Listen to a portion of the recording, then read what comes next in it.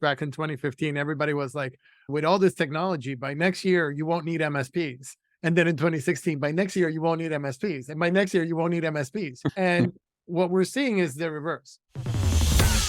This is Start, Grow, Manage, where we help managed service providers achieve the impact, freedom, and wealth you imagined back when you started your company. At Start, Grow, Manage, our tools, practices, and processes help you engage, energize, and execute on building a business that empowers an extraordinary life. Learn more about our programs and how they can fuel your fire at startgrowmanage.com/learn more. Let's go. So, hey, Joe. Hey, Jeff. So guess what? What? This is the last year of MSPs. Oh, there's not going to be You know MSPs that? now? This is the last year for MSPs, or at least that's what they say, right? They say the people who are in the know have declared that this is the last year for MSPs. AI is taking over. And I don't know what the solution, but MSP, you heard it here first, or maybe not. We'll talk about that in a second. And then the Teslas of the world, IoT, interesting report coming out that the Internet of Things is now one of your most vulnerable areas. And maybe it's the Tesla that's coming to get you, but it might actually be your refrigerator. Or your toaster. Or your toaster. So you just don't know. So we've got coming up, we're going to talk about cybersecurity. We're going to talk about that Tesla problem. We've got an amazing interview with Rich Freeman. We're going to talk about his 4 S's of growing an MSP. And we're going to address that little issue about this being the last year for MSPs. I'm Jeff, and this is Joe, and this is the SGM podcast. You know, Joe, I do have a Tesla, which is apparently the worst automobile in terms of privacy. Cybersecurity. Yeah. And there's actually a report that just came out around all automobiles, and cars these days are a big source of data leakage and pathways into businesses and homes. And it's not just Tesla. In fact, like all the other brands, Toyota, GM, Ford, everybody is actually right there with Tesla. And, it's interesting because this is at the same time, we're also talking about a lot of issues with, the Internet of Things and, that famous case with Target, where somebody came in through the HVAC system and Target settled for $18.5 million. And I'll be honest, I don't think they'd settle for, I don't think they would get away with just $18.5 million today. That was No way. 14, but today, more connected than ever. I mean, my refrigerator, the fan for my stove has a Wi-Fi connection. I don't even know what it does with it, but it can connect to the Wi-Fi and this is only going to grow. And as we look at the problem with MSPs, they have to maintain their cyber insurance and they have to, more and more of the burden is coming back to MSPs. And I know we've talked about it. It's really important to bring in the right security partner, to bring in an MSSP, to bring in people like Selvin and do pen testing. And we've talked about that on this podcast a few times, and I think that's really important, and that's also a good source of revenue in that you sell this on to your customer, and there's a lot of opportunity for MSPs to really talk about the cybersecurity issues and provide value adding and revenue increasing services around cybersecurity at the moment. I mean, this is a huge growth area. 100%. But when we come back to that idea around what do I do now? I know that I have to bring in an MSSP. I know that I have to do this, but what are some of the things that I can do today? What are the things that I should make sure are happening to at least keep myself compliant with cybersecurity insurance and some of these other issues, like even the basics? Because it seems to me, Joe, and you tell me if I'm wrong, but it seems to me that a lot of people are missing the basics. They are, And when you said that, what it reminded me of is just like when I took martial arts, just like the basic, just block and punch and just that basic, right? Like, are all the ports shut down on your firewall? The only ports that should be open are the ports that are in use. right? And a lot of firewalls come from the manufacturer with ports that are already open for things that they think that you're going to use. Yeah. But what if you went through and just shut it all down and only open the ports that you needed? And then when some device tries to call out and the client calls you and says, hey, this device is not working, you can see what port it's trying to use and see whether you want data traveling through that port or not. So it's just those basics of closing that stuff down, of making sure that not just on email, but on every single account that your clients log into, that there's two-factor authentication, preferably to an app, not to a text message, right? Because those are more hackable when you do it to a text message than when you do it to an app. So it's just those basic fundamentals. Like, do you have the fundamentals done? Is your RMM patching everything? Are you patching third-party applications? Are you using it the way it was intended? And we see that pretty often with RMMs just not being used Dude, effectively. And there's a ton of, yes, there's all this other stuff that you have to do, but like it's almost if you just get the basics right, at least you're less attractive. It's like that old adage, you just have to run, faster than the slowest person if the lion's chasing you. If you are at least doing the basics right, then you are at least less attractive than the next guy. And it doesn't mean that you're completely invulnerable, but it does mean that putting these things in place that you have power over right now today can improve your client experience. Look, you're never going to be completely invulnerable, because it's just, it's not a matter, like everybody tells you the same thing. If you get hacked is when you get hacked, right? It's the same thing. If you have a client that they're using their mobile devices for their business, you have to have mobile device management. A lot of MSPs don't like to do mobile device management. They don't want to deal with it, but you have to deal with it because it touches your network. And everything that touches your network is an entry point. So you have to deal with all that stuff. And those are the basic fundamentals. You have to have MDM. You have to have a managed security platform. You have to have an RMM. You have to shut down every port of everything going in every direction, unless you know exactly what it is. If you did those 4 things, you'd get ahead of everybody. And now, and I think that there is a lot of opportunity for MSPs, like I said a moment ago, but there's a lot of education that can happen with your clients. This is a great place for you to show leadership, for you to show your clients that you know what you're talking about, and get them interested in these services, because take it from us, there are a lot of people out there who are just not doing the basics. And this is your opportunity to be out there and be different, educate, send them emails, keep them up to speed, let them know what's happening, so that you position yourself as that expert, and then bring in the experts that you need. Bring in the MSSP, bring in the pen tester, bring in whomever else. But, managing that IoT, I don't know, Joe, like the refrigerators are going to take over.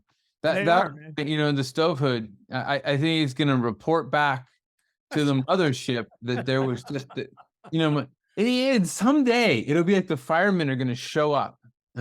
What happened? And they said, well, your stove hood reported that the oil you were frying with was a little bit too hot. So we just thought we'd take the truck out for a spin and make sure that your house wasn't burning down. Right. Yeah. I mean, this is the future. That's where it's going, man. That is where it's going. That's what's going to happen. So, get the basics right, and do what you can to cover your ass, but not just your ass, but also your clients. Your clients. Yeah. That doing those fundamentals, and that last bit that you said, education, beautiful. That's where it's got to go.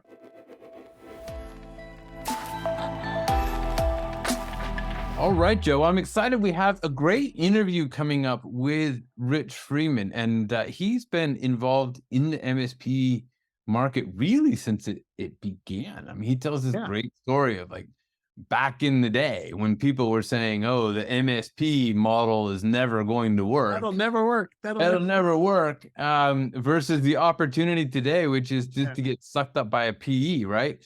There's so much going on in the business, and he has such a great depth of understanding of the MSP marketplace that what he says holds a lot of value. The reason why I'm laughing or smiling is because what he reminds me of is a war correspondent. He's been there all along the battle, watching from the beginning, from where there were detractors to seeing like as the battle unfolds, and he's just been reporting on it the whole time, and it's so cool to look at his stuff. Yeah, Rich Freeman, the MSP war correspondent. Yeah, when you talk to him, it is a bit like, you know, that depth of, you know, that confidence of, I've been here for a while, I know it's coming. Yeah, You know, seasoned. They shot at me a couple times. he shot at me. And I'm still here, but it's all good. So and then I love his 4S model. So he came into the podcast with a 3S model. He left with a 4S model. So I mean, that is content creation right here, live and in person. He's got a lot of insights, a lot of good information. So why don't we move on to our conversation with Rich Freeman? Let's do it. So Rich has been writing about managed services since 2007. He was a founding editor of Channel Pro's monthly magazine and has been essential to turning the Channel Pro network into a top source of news and business growth advice for MSPs and solution providers who support small and medium-sized businesses. In editing nearly 200 issues of Channel Pro's magazine, he's met and developed relationships with just about everyone, and now he's blogging, podcasting, and advising on partner content strategy and to and for those building a channel.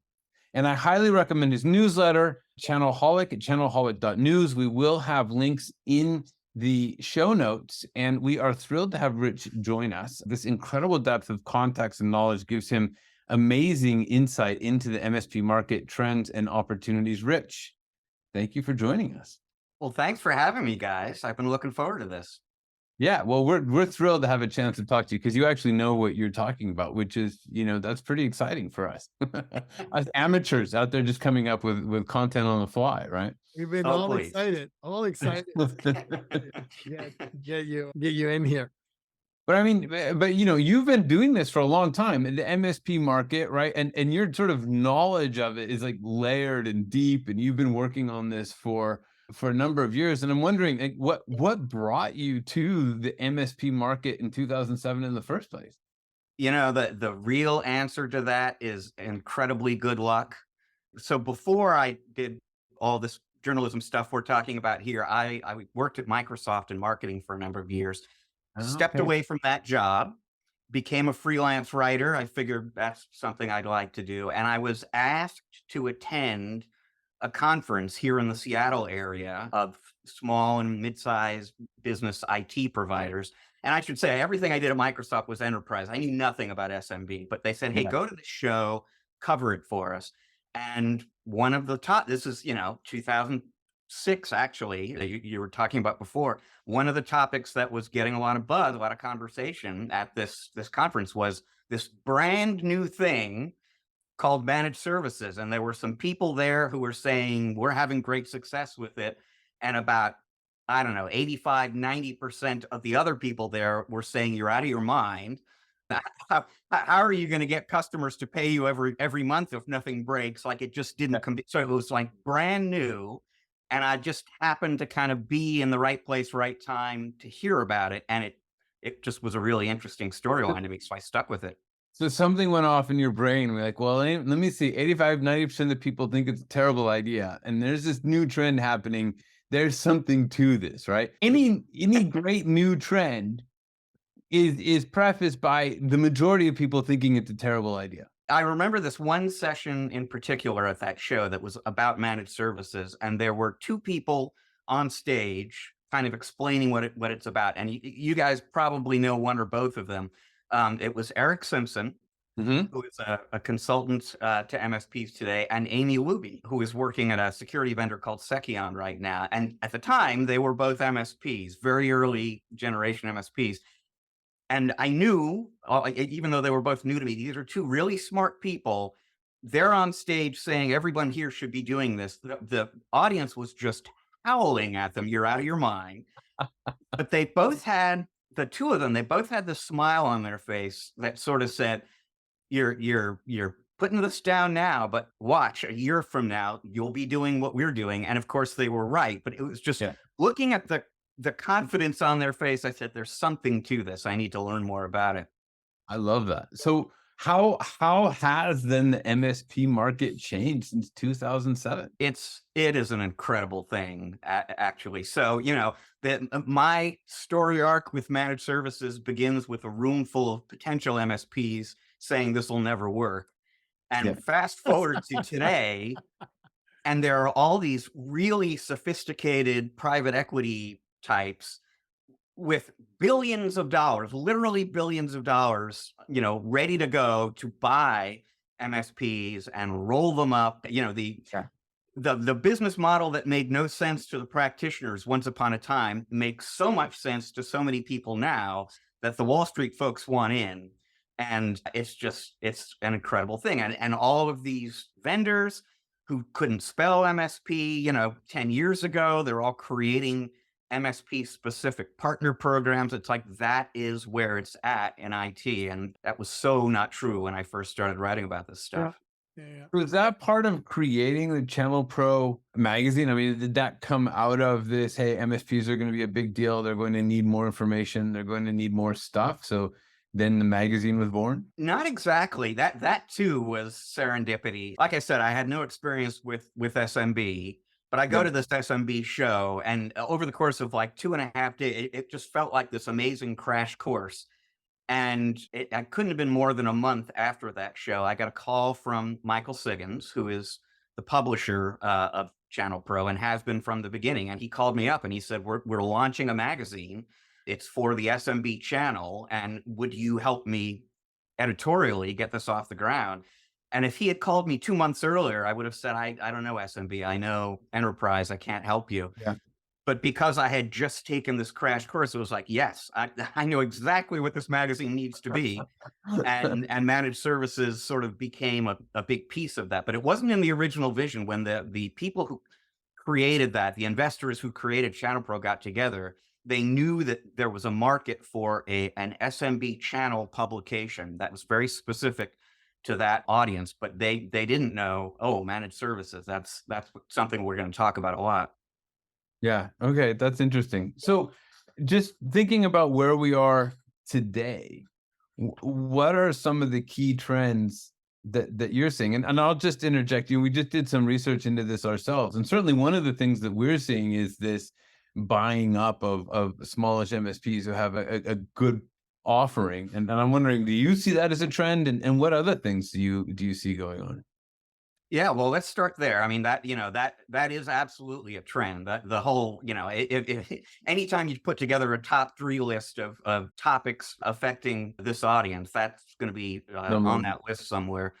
And I actually wrote a piece about this for Channel Hawk just a few weeks back right now. So, I mean, big picture, venture capital, private equity, those markets have gone very cold in the last couple of years, really, because of interest rates. And so the cost of debt to these companies that work a lot of debt into these deals has gone way up. And so they're not, big picture, spending a lot of money, as much money as they have been in the past, on tech companies, with the exception of anything that has AI involved in it, and MSPs. That market remains pretty healthy because it's a recurring revenue model, and they all seem to kind of understand that this is very easy to get right and not terribly easy to get wrong.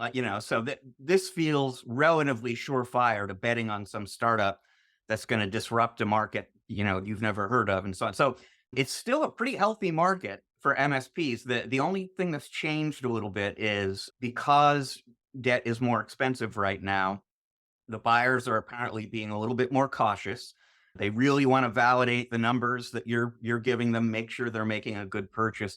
And then the other thing I'm hearing is a lot of the best acquisition targets have either been acquired or are staying on the sidelines. They're waiting for the interest rates to come down and so on, because multiples are a little bit lower than they were a year ago at this time. And so there is some smart money out there waiting for things to get better. But it's not a bad time if you're ready to get out. You shouldn't feel like you're trapped in the business right now because you're just not going to get a decent price. You can get a decent price if you've set yourself up for that appropriately in advance. The opportunity now, I think, Rich, and you tell me if I'm wrong, is to, if you're that person you're looking to get out, you got to start working on operational maturity, getting your contracts in order, getting your stuff in place, because what happens is that you're not most of the time. And then, so I really like what you said, that the PEs are looking for the ones that are organized, the ones that have operational maturity, they have processes, they have their stuff defined. If you don't, you're in trouble, I think. And I wanted to get your thoughts on that. Totally and completely agree. And I mean, something I've been saying for a long time, which is just, it doesn't matter if you are 2 years from an exit, 5 years, 10 years, 15, you should be planning for that exit now. That the scenario, and this happens all the time, and it's a terrible thing, is somebody really is ready to retire, wants to retire. And that's when they discover that their business isn't worth what they thought it was. And operational maturity very often is the culprit there. So it is truly never too early to start thinking about how you need to run your business, grow your business so that it will be appealing to the people you want to sell it to down the road. You do not want to be surprised by the value when the time comes. You know, what I think is interesting about that too is that creating a business that is saleable, right? That somebody else could buy also means creating a business that you can operate as a CEO, where you don't have to do all the tech work, where it's not all in your brain, right? So it's like the business that you can sell is also the business that you enjoy running. It's the businesses that are so where everything is tied up in the brain of the leadership or the brain of the founder that are impossible to actually find a buyer for, because there's no intellectual property there. Yeah, I completely agree with that too. I mean, if you're doing these things right, if you're setting yourself up for a sale properly, that's not a distraction or a diversion from running the business. That's going to get you set up to run the business more effectively. And it'll not only be more, enjoyable for you to run the business, but it'll be a more successful business. You'll be more profitable. You'll grow. You're doing the right things basically to grow the business.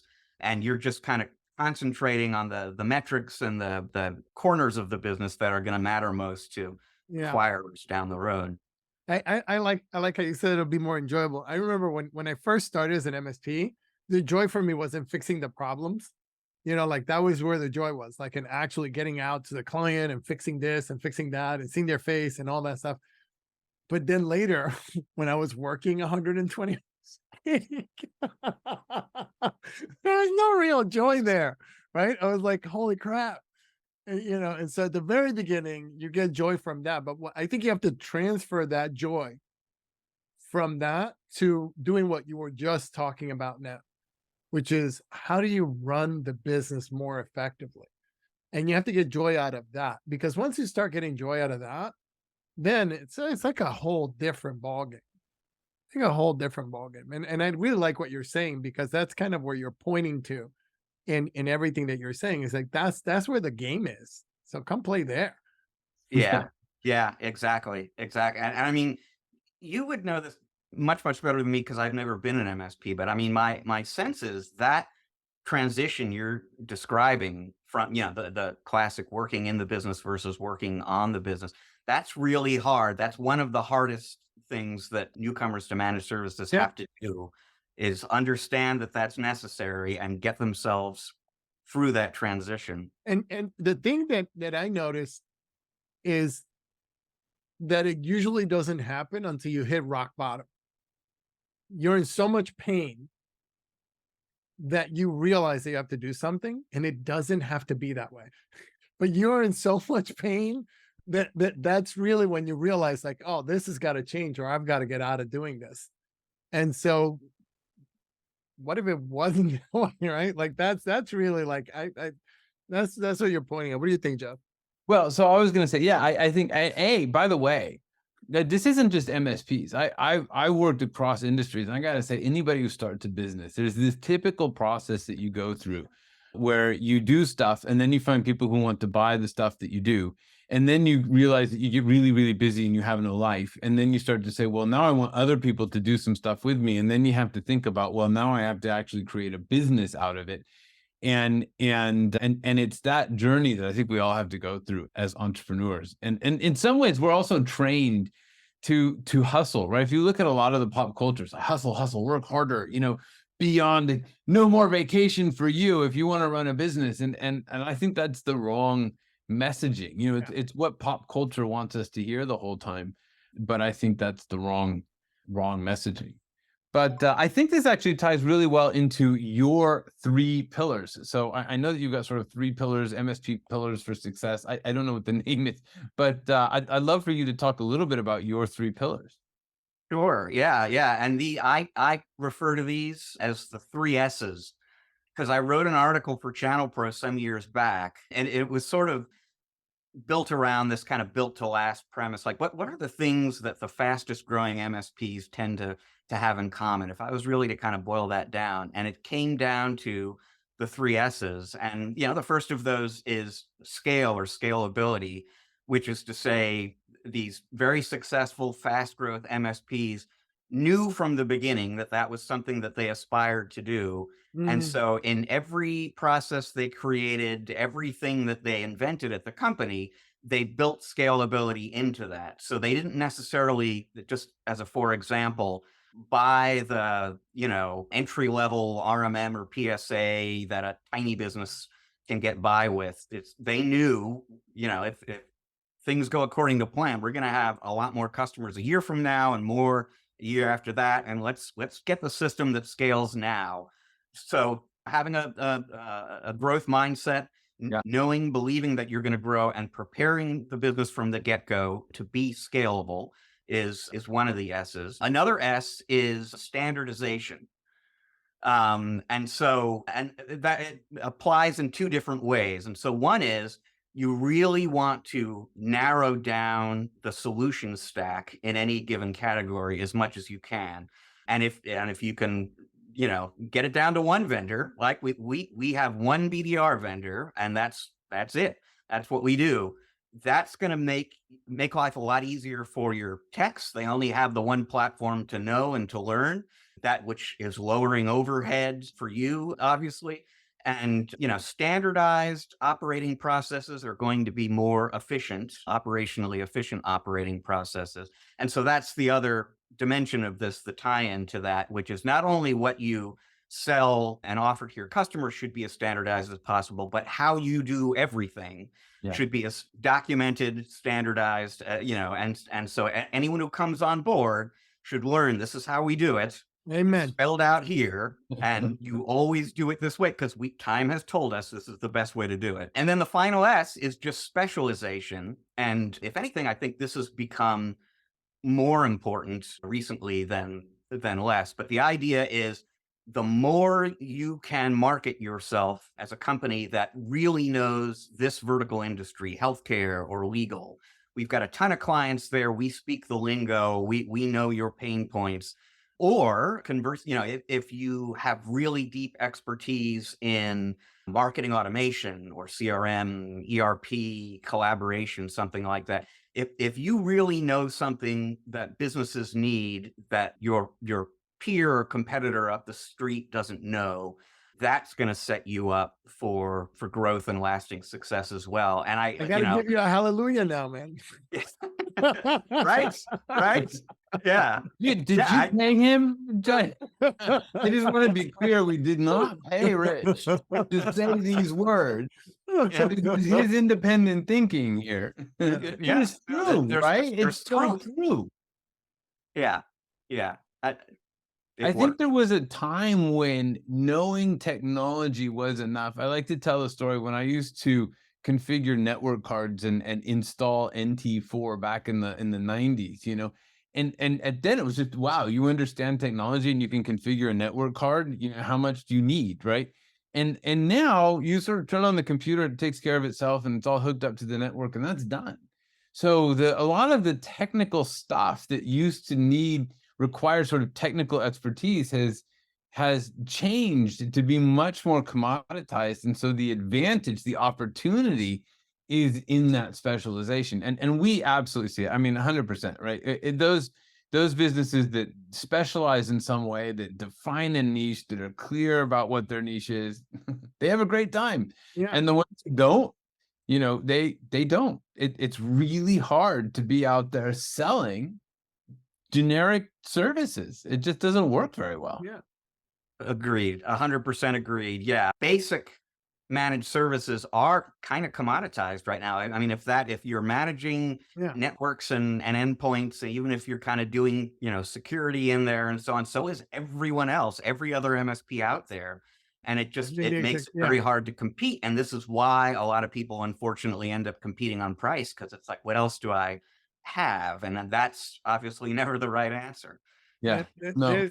There's this thing. I remember, if you remember, Rich, back in 2015, everybody was like, oh, with all this technology, by next year, you won't need MSPs. And then in 2016, by next year, you won't need MSPs. And by next year, you won't need MSPs, right? And what we're seeing is the reverse. You need them more and more and more and more. But the thing that you said is so magical, because the more you need them, the more you see that they have to be specialized. And the more specialized that you are, the more money you can command. You can't command money if you're not specialized. You're in a race to the bottom on price. And it's so good what you're saying. Like, that's what everybody needs to hear. It's like, look, you have to become a specialist and not as Office 365.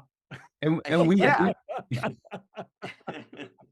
not an Office 365. Go ahead. Sorry, I kind of. Well, I was going to say, as you were saying that, I was kind of thinking, if I was to update the 3 S's and add a 4th, it might be strategic. Yeah. Because what's happening so much right now that you kind of reminded me of is as particularly in the SMB market, as everything moves online, everything becomes software as a service. As a new generation of tech buyer comes along, very comfortable buying SaaS applications direct from the vendor, buying hardware, direct from the manufacturer. It's like that part of what IT providers traditionally have done becomes less and less important. Yeah. But it's that guy, the strategic understanding of where your business is and what it needs and how it can. Okay, you went out and you bought Slack or whatever it is. I can help you really get value from that investment. I can help you get it configured. I can help you, train your people to use it, and so on. So I totally agree. The MSP is at least, if not more important than ever right now, but in a very particular kind of way. You really do have to be, and you have to focus on business results. You can't just be focusing on the technology. Now, we have found that getting people to specialize is a bit like scratching fingernails on a chalkboard while standing on broken glass. But if we can get people there, then they tend to get really good results, which is really nice. Good. Did you want to talk a little bit about your other venture? I know you're helping channel partners grow as well. Or vendors who sell to channel partners. Yeah. So we've talked about Channelholic. I'm also part of the team at a recently launched consultancy called Channel Mastered. And we work with vendors, particularly, although not exclusively at all, with SaaS vendors. And we help them understand the MSP market that they need to be engaged with and engaging successfully with. So, and it's kind of an end-to-end range of services. I mean, if you are brand new to the channel, we can kind of do a SWOT analysis with you, help you understand your place in the MSP landscape and who your competitors will be and what your potential partners will find most appealing. We can help you design and launch a program, a channel program. We can help you recruit partners. We can help you with demand generation as well in various ways and partner enablement.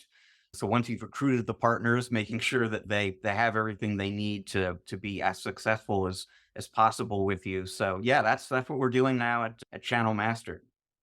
Sounds great. So we'll put a link to that in the show notes as well, so people can go check out Channel Mastered. And then again, the blog newsletter Channelholic is at channelholic.news. We'll have a link to that in the show notes as well. And before we go anywhere, just one last thing. What do you think is crucial for an MSP who wants to grow today? Like, if you gave them one piece of advice to a small MSP looking to grow into this market, what would you say? One thing I get, huh? Well, I guess I'll go back to the last one that we talked about, which is just the idea of thinking strategically and not transactionally about your clients and so evaluate where you are there today.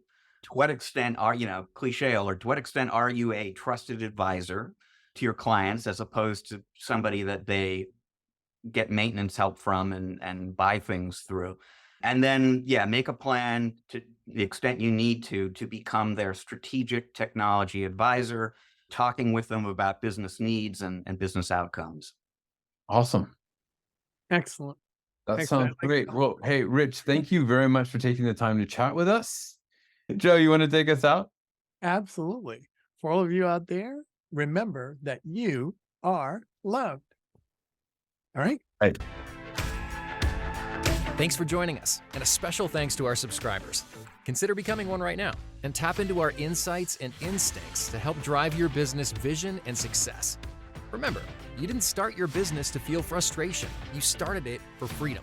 We can help you discover the impact, freedom, and wealth you always imagined. Learn more at startgrowmanage.com/learn more.